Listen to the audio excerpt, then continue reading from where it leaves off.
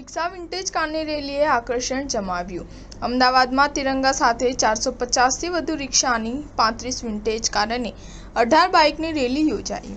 સમગ્ર ભારત દેશ 78માં સ્વાતંત્ર્ય દિવસની ખુશીમાં દેશભક્તિના રંગમાં રંગાઈ ગયો હતો। ત્યારે અમદાવાદના અલગ અલગ રિક્ષા યુનિયન દ્વારા 15મી ઓગસ્ટ આઝાદીના પર્વ નિમિત્તે રિક્ષા એકતા રેલીનું આયોજન કરવામાં આવ્યું હતું।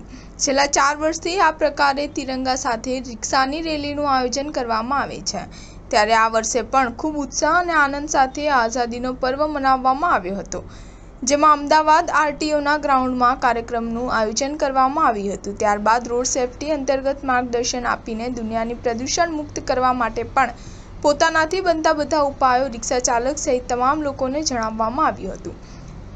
આ ઉપરાંત અમદાવાદ શહેરના પશ્ચિમ વિસ્તારમાં 35 વિન્ટેજ કાર અને 18 બાઇક સાથે રેલીનું પણ આયોજન કરવામાં આવ્યું હતું। અમદાવાદ શહેરમાં 450થી વધુ રિક્ષા ચાલકો પોતાની રિક્ષા પર તિરંગો લહેરાવીને રેલીમાં જોડાયા હતા। આ રેલી અમદાવાદ આરટીઓ ગ્રાઉન્ડમાંથી સવારે 10:30 વાગ્યે શરૂ થઈ હતી।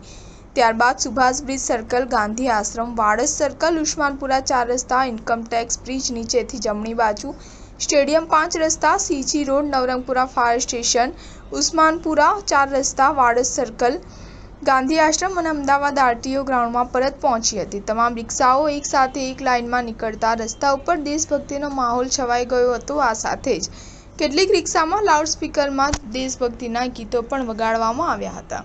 સ્ટાર ન્યૂઝ 7 હંમેશા સચ્ચાઈની સાથે।